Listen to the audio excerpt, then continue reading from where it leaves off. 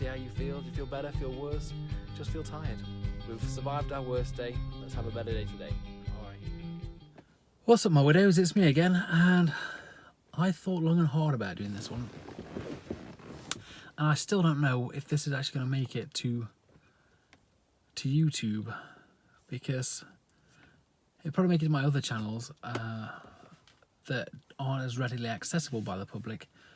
But I don't know if it'll make it to YouTube because it's a super sensitive subject. Nobody knows on YouTube who I am. My name's not on there. My family don't know where it is. And there's a specific reason for that, is to be honest with you guys. And this one's going to be entitled, I Didn't Decide on Killing Myself. And I was kind of inspired to talk about this because of something I read by Tim Ferriss. Most of you know that I like Tim Ferriss's books. And in it he talks about how he was at some prestigious college in the US and he couldn't get an assignment on time and he was feeling behind. And he came to the conclusion that the only thing he could do was kill himself.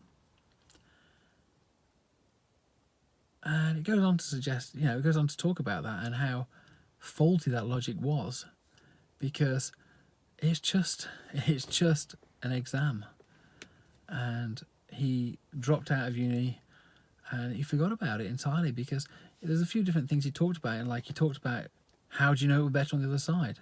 Most religions talk about how it would be bad for you if you commit suicide. So you're not improving yourself. You're not improving your situation.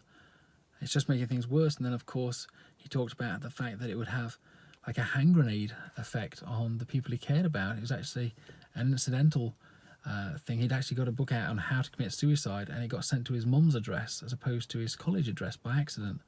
And that's what gave him the wake-up call. And I'm glad it did, because he's obviously a world-class author. He's had many happy times, and he couldn't be better off without that course.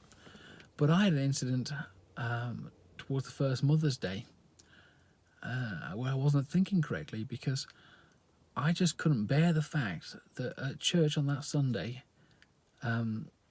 all the other kids would be giving out things to their mothers, and my boys didn't have their mother there to give anything to. And it was just too painful. I just couldn't bear the fact that it was Mother's Day and that they would have no one to give it to. And when I say I was inspired by Tim Ferriss to do this, it's because he talked about, if he didn't talk about it and tell people that things got better afterwards and that he was sort of glad he didn't do it, then he may have missed that one person that would have listened to it and not done it. And so if you're one person that's thinking about doing this, don't. Because what happened to me was, I hadn't decided. It just felt inevitable that was all I could do, because I just couldn't bear the pain of them not being able to give something to the mum on Mother's Day. And I felt a few other things, like the pressures of having to memorialise my first wife on that day. Everyone was saying, you must do something for the boys, you must do something for the boys. And you know what? Stuff them. Not the boys, the people that are telling you to do that, because sometimes you just don't need to do that. It's too painful. Don't put your children through this whole memorial thing if you don't have to. We feel obliged that we have to do it, but sometimes it's best just to avoid it. And the thing that saved me was actually my bishop. A wonderful guy. He didn't know what I was thinking or what I felt I had to do. But he just felt inspired that he was going to quit church that day. He wasn't going to go to church, and I've never heard him not go to church. He's just going to go out with me and the boys. I just have a nice day at the Peak District in England. Sorry, it's still emotional for me. And that huge pressure, that huge build-up that I felt, just went away, because you know what? We had a great day. I didn't feel bad. I didn't feel anything like this. I didn't feel like... Oh, the camera's gone off now. I apologise. I can't get it back on again. Oh, can I? Yeah, I can. I didn't feel like there's huge pressure to do something on that day, and I couldn't bear it, and I had to kill myself about it. Literally. Somebody just took me out to the Peak District with the kids, and it changed everything. And now, if I think back, I think, oh my goodness, what would it have done to my children? It would have destroyed them. They'd have lost 2 parents. That's not a benefit. That's not helping anybody. That's not taking the pain away from them, which is what was hurting me. And I think now I've got a new family, a new wife, a new baby, kids that I love. I'm loving watching my kids grow up, and it's great. I'm loving the stuff I'm doing with them.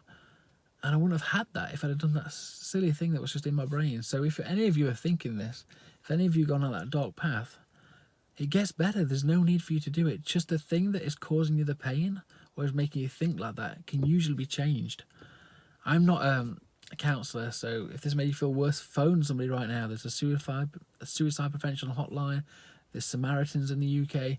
Phone somebody, because you know what? Your thinking is faulty. You are not going to make this situation better by depriving your children of another parent. It won't work. It will just distort them even more. But I couldn't see that. And what I want you to know is that things are going to get better for you, and more importantly, things are going to be great for your children. Every day my children are laughing and happy. They have the odd moments, but like tonight, my youngest biological that had the mother that was English came up to me and said, I miss mummy, but he didn't cry there tonight. I agreed with him, and I just gave him a hug, and he went back to bed. You know, that's awesome.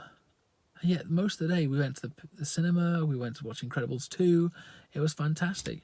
So guys, please, if you're thinking these faulty thoughts, it is faulty. There is a way out of it. Phone somebody, just tell somebody what you're thinking and get that thing out there. I didn't do that, but somebody understood and probably saw it in me.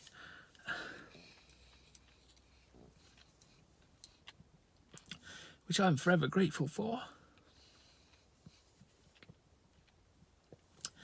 And so you've made it through your worst day. It's only going to get better.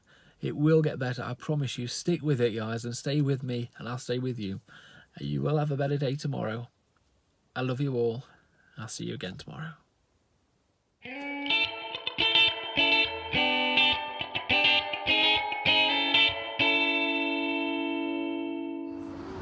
Nearly there.